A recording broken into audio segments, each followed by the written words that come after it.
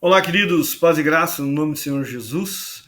Temos hoje um assunto muito importante e longo. Provavelmente teremos 2 vídeos. Vamos falar hoje de salvação e eleição, né? A graça mediante a fé, a regeneração, justificação pelo sacrifício de Cristo, santificação progressiva, glorificação final e segurança eterna dos santos.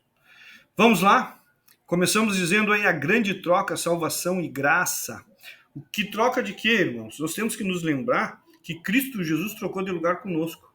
Nós éramos para ser condenados, mortos pelos nossos delitos e pecados, mas quem assumiu o nosso lugar foi Cristo Jesus, né? Romanos vem nos trazendo ali a partir do 5 até o 7 essa visão do novo Adão, que é Cristo Jesus. Através de Adão, todos foram condenados no pecado. E através de Cristo Jesus, agora, os eleitos podem ser salvos pela palavra de Deus, aí, pela salvação e a graça. E como isso acontece? Vamos lá. Primeira coisa que acontece nas nossas vidas, que nós temos que entender, é a salvação é uma obra de Deus. Por quê? Paulo nos explica, como eu já falei para os irmãos, em Efésios 2, que nós estávamos mortos em nossos delitos e pecados. E como nós vimos lá no Jardim do Éden, a advertência de Deus para que os homens não pecassem, pois morreriam, aquela morte foi a morte espiritual. É óbvio que um morto não pode fazer nada. Um morto não pode se comunicar, um morto não pode ouvir, um morto não aprende, um morto apenas vai se corromper. E é o que nós temos visto no mundo. O mundo está morto para Deus e está se corrompendo cada vez mais. Está se destruindo como um cadáver apodrecendo. O mundo está apodrecendo. Você olha a nossa cultura, olha as nossas músicas, olha o nosso comportamento, olha os vícios cada vez e o mundo está se destruindo. Mas Cristo Jesus vem para nos dar vida e uma nova vida. Quando o Espírito Santo de Deus toca no nosso coração, ele abre os nossos olhos, ele permite que nós possamos ver a Cristo Jesus. E ele nos capacita, é o Espírito Santo que nos capacita ao arrependimento e à fé. Diz que a fé é dom de Deus. O arrependimento vem da constatação do morto, da sua podridão, do seu estado, de olhar para si e dizer: Deus, tem misericórdia de mim, tem misericórdia de mim. Tudo que eu sou não presta. Eu estou morto, eu necessito de vida. Todos nós temos esse vazio dentro de nós que é do tamanho de Deus. E daí, quando o Espírito Santo nos toca, nós podemos reagir. A resposta humana a isso é arrependimento dessa vida torpe, desse apodrecimento, dessa corrupção, e a fé, que é dom de Deus, e nós começamos a crer em Jesus Cristo. Acontecendo isso, automaticamente, Deus nos dá um novo nascimento, uma nova vida, que é chamado regeneração. É obra exclusiva de Deus. Não é agora uma nova vida para o Valmir, ou uma nova vida para o Valmir viver a vida de Cristo, não. É a vida de Cristo no Valmir. Essa nova vida agora eu vou viver Cristo nela. Eu vou agora buscar não ter o meu pensamento, juntar com o pensamento de Cristo e achar um pensamento Valmir Cristo. Não. Agora eu abandono a forma como eu penso, eu abandono os sentimentos que não são da vontade de Deus, eu abandono todas essas coisas para viver o Cristo Jesus. O meu caráter deve ser agora o caráter de Cristo Jesus, que é expresso no fruto do Espírito. O fruto do Espírito é o caráter de Cristo Jesus. O amor, a bondade, a benignidade, a mansidão, o domínio próprio, Gálatas 5:20. Então, irmãos, essa vida que agora eu ganho é a vida em Cristo Jesus. Né? Eu gosto muito da frase, né? O morrer é lucro e o viver é Cristo, que agora ele vai viver a vida de Cristo Jesus. Paulo declarava isso abertamente. Outro ponto, né? A justificação é também uma obra exclusiva de Deus. Quando Deus olha para ti, ele não vê mais, olha para mim, não vê mais Valmir pecador, ele vê Cristo Jesus em nós. E ele declara que a nossa dívida foi paga pelo sangue do Cordeiro de Deus. Não há mais dívida. Zero. Quitada. Então agora não há mais acusador contra os filhos do Senhor, pois a dívida foi paga com preço altíssimo, o sangue do Filho de Deus, o sangue do Deus vivo. Então está paga. O processo de santificação é um processo contínuo que começa na regeneração, praticamente começa no arrependimento, né? E vai até a glorificação. O que é esse processo? É Deus trabalhando pelo Espírito Santo na minha vida, moldando em mim o caráter de Cristo, moldando em mim a identidade de Cristo Jesus, fazendo que aquele velho homem, agora expurgando aquele velho homem, né? Fazendo que nós venhamos nos despir, né? Eu gosto dessa ilustração da roupa, né? Nos despir do velho homem, ficarmos nu, tirarmos toda aquela cultura, toda aquela sujeira, aquele aprendizado do passado e nos revestirmos de Cristo Jesus, né? Do novo homem feito à imagem de Cristo Jesus. E é isso que a palavra nos declara, é isso que nós temos que ter na mente. A glorificação é a glória, né? Teremos um caminho aí, ou dois, vamos dizer assim. Quando morrermos, estaremos com Cristo Jesus. Aleluia. E aí, terminou a luta, acabou a guerra, entregamos a carreira com fé e vamos curtir o nosso Senhor e Salvador Jesus Cristo. Ou quando Ele voltar para nos buscar, e dia glorioso, mas também dia de juízo, dia final, né? E daí nós temos que ter essa tranquilidade de estar em Cristo Jesus nesse processo, nessa caminhada de santificação e glorificação no nome do Senhor. Aleluia, o estado final de felicidade. Acabou a luta, irmãos. É tudo que nós queremos, né? Essa frase aí pode trazer algum assombro a alguns irmãos, e eu quero fazer uma correçãozinha nela. Eleição, Deus escolhe, chama e justifica em perfeita consonância com o livre-arbítrio humano. Eu, particularmente, não gosto do termo livre-arbítrio, pois no meu conceito teológico, e é meu, irmãos, tá? O livre-arbítrio só foi exercido por Adão e Eva no Jardim do Éden. Após o pecado, todo o arbítrio, toda a escolha, todo o desejo, toda aquilo que nós poderíamos tirar de dentro de nós foi contaminado pelo pecado. Fomos corrompidos. E aí nós vamos chegar nas visões aí que tem os calvinistas, os arminianos, e vamos conversar sobre isso. Ok? Uma das coisas que eu quero alertar os irmãos, tudo que divide o corpo de Cristo, Deus abomina. Deus abomina. Então, assim, eu sou calvinista, eu sou arminiano, não, tu é de Cristo Jesus, não interessa. Isso aqui são visões que usam os mesmos versículos para provar as mesmas coisas.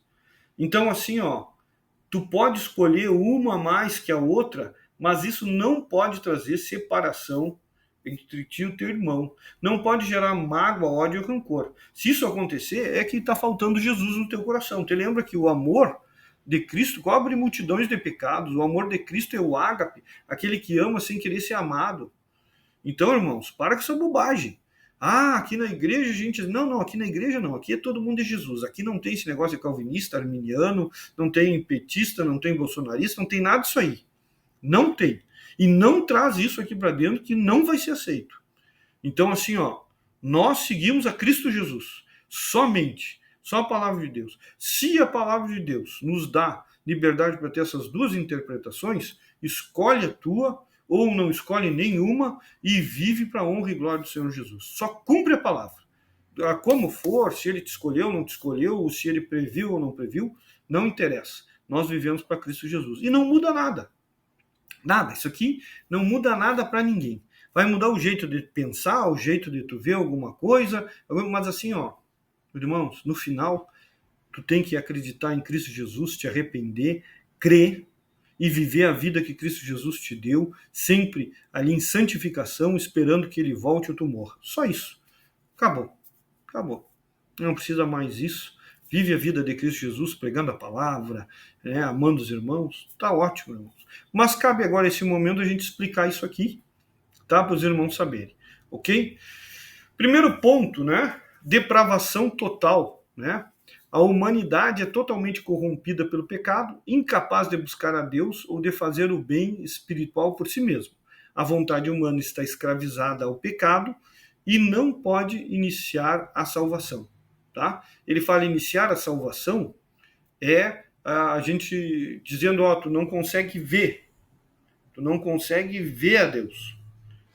E essa visão eu gosto muito, porque ela está baseada lá em Efésios, que nem nós estávamos falando, nós estávamos mortos. O morto não consegue iniciar nada. Ele está morto. Ele apenas vai se decompor. A visão dos nossos irmãos é a humanidade é afetada pelo pecado, mas não totalmente incapaz de responder a Deus. Eles creem que há ainda uma possibilidade, e aí eles explicam. A graça preveniente de Deus, Deus viu antecipadamente, capacita os indivíduos a responder ao chamado divino. Aquilo que nós estamos falando, que é o Espírito Santo que capacita, né? Permitindo-lhes exercer o livre-arbítrio para aceitar ou rejeitar a salvação. Aqui há a possibilidade de rejeitar, mesmo vendo Cristo Jesus, tu pode dizer, não quero. Não quero Cristo Jesus, né? Eu não quero seguir. E aí nós temos que ter um cuidado para entender se a pessoa conheceu a Cristo Jesus verdadeiramente ou não. Porque está sendo pregado um evangelho muito aguado, irmãos, muito fraco. Muitas vezes as pessoas pensam que conhecem a Cristo Jesus e não conhecem verdadeiramente. Isso a gente pode ver por nós mesmos. Quanto tempo a gente passa na ignorância até realmente Cristo se manifestar na gente e transformar o nosso caráter, a nossa vida, né? E eu gosto muito daquilo, conhecereis a árvore pelos frutos, né?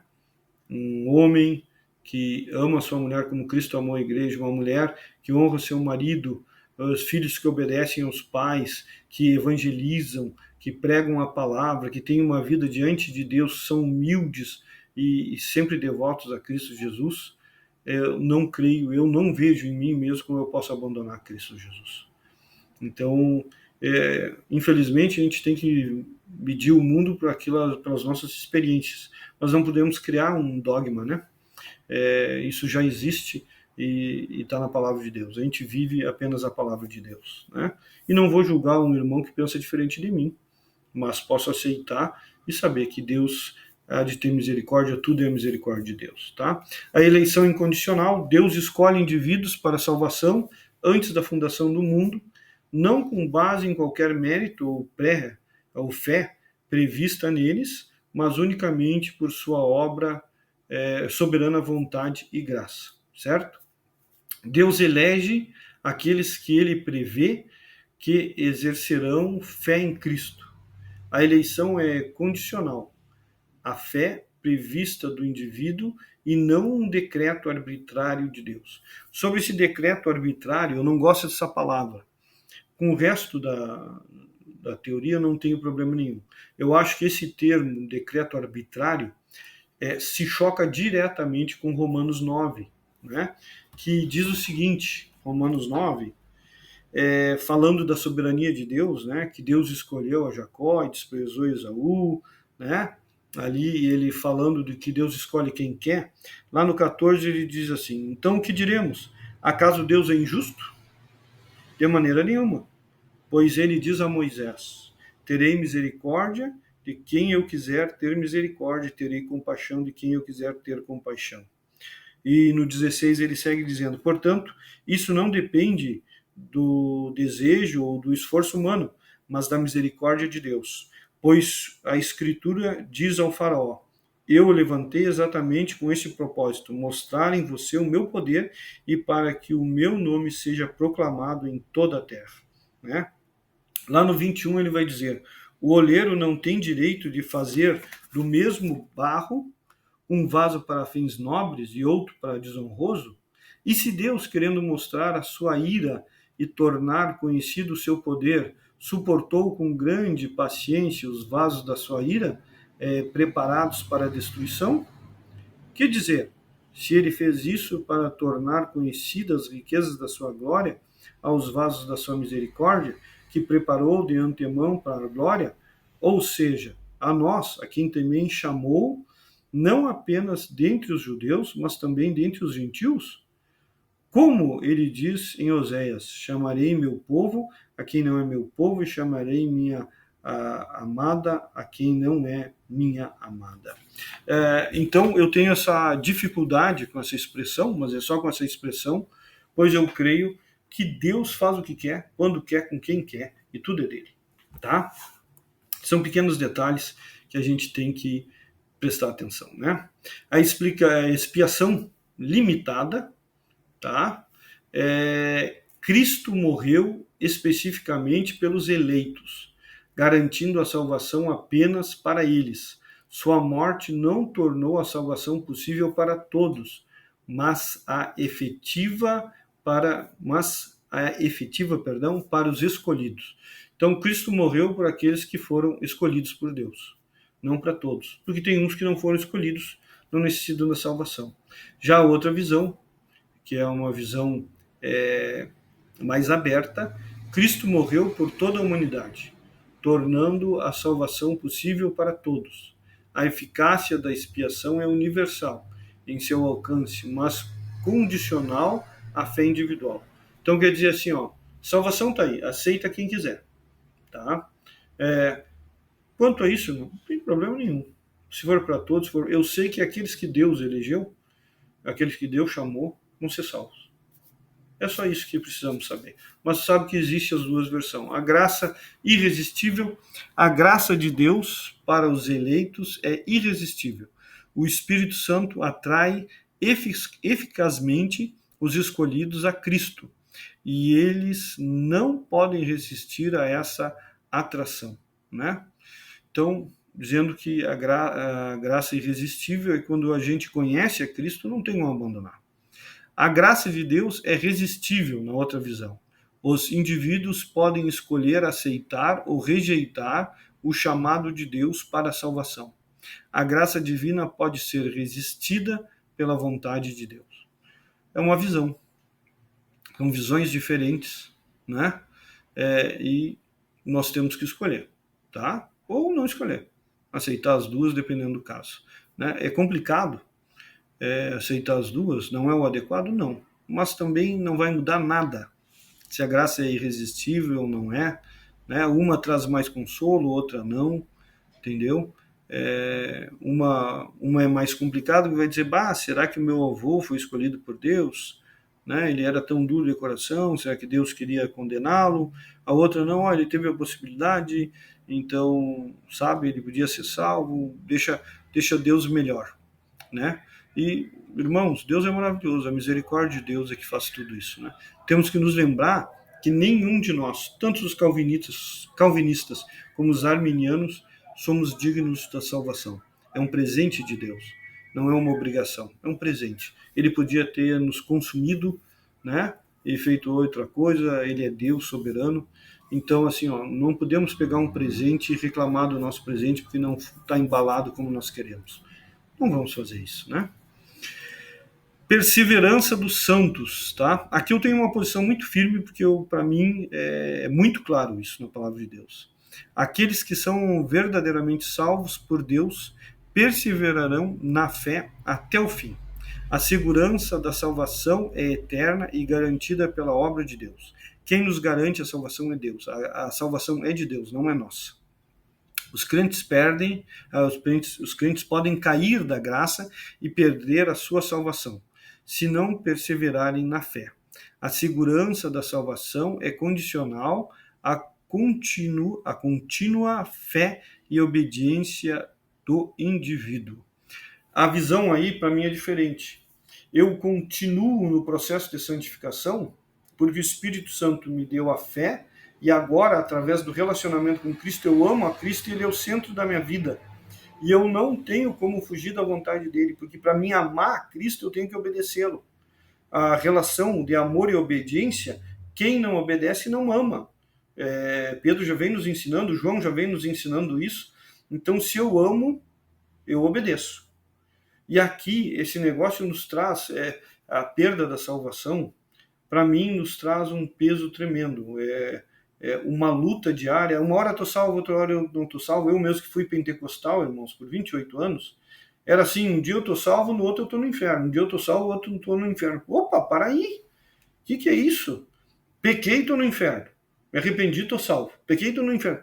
Pai, sabe? É teletransporte, assim, entre céu e inferno, e muitas pessoas passam isso aí.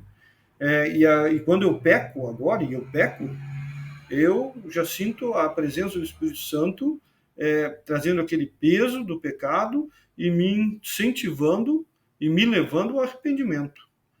Então, agora a gente tem essa realidade no nosso coração. Ok? Vamos seguir em frente sobre o reino de Deus, o domínio soberano e universal de Deus. O reino agora, né? O reino invisível, domínio de Deus no coração dos homens regenerados, manifestado pelo testemunho. Como é que eu sei que o cara é de Deus? O testemunho, a vida, o jeito que ele trata a mulher, trata os filhos, se ele paga as contas, o jeito que ele anda, o jeito que ele se comunica com a comunidade, tudo isso deve ser um testemunho vivo, tem que ser Cristo, né? Eu hoje de manhã mesmo saí para comprar umas coisas, me cobrei para ser mais simpático, porque Cristo é alguém que ama, que mostra simpatia. Então, às vezes a gente está cansado, a gente está com pressa e não é simpático com as pessoas. Então, nós temos que ter essa visão que nós representamos a Cristo Jesus. Você é como um carro que tem a marca da sua empresa. Quando você faz uma ultrapassagem, faz uma barbeiragem, você está levando o nome da sua empresa. Nós levamos o nome de Cristo, né? O reino futuro, a consumação, né? A volta de Jesus. O mal vencido, novos céus e nova terra. Nós acreditamos que isso acontece, e aí tem várias vertentes, que nós não vamos falar agora aqui, podemos falar mais adiante, ou em outro momento, em outro curso, né? Eu creio no arrebatamento junto com o juízo, né? O Senhor vai vir nos buscar, e após isso é o julgamento, o dia do grande trono e o fim de todas as coisas, e Deus, vamos estar com o Senhor, aleluia, glória a Deus por isso, né? Então, irmãos, qualquer dúvida, pode chamar. Nós estamos aqui para ajudar os irmãos. Muitas vezes nós trazendo esse monte de informação gera confusão, mas nós queremos que você conheça e se aprofunde. Isso é um aperitivo. Temos livros maravilhosos que podemos comprar sobre isso, que podemos estudar, nos aprofundar, mas principalmente, vamos lembrar que tudo deve ser regado pelo amor de Cristo Jesus. Deus te abençoe, Deus te guarde e Deus seja contigo nessa caminhada. Amém.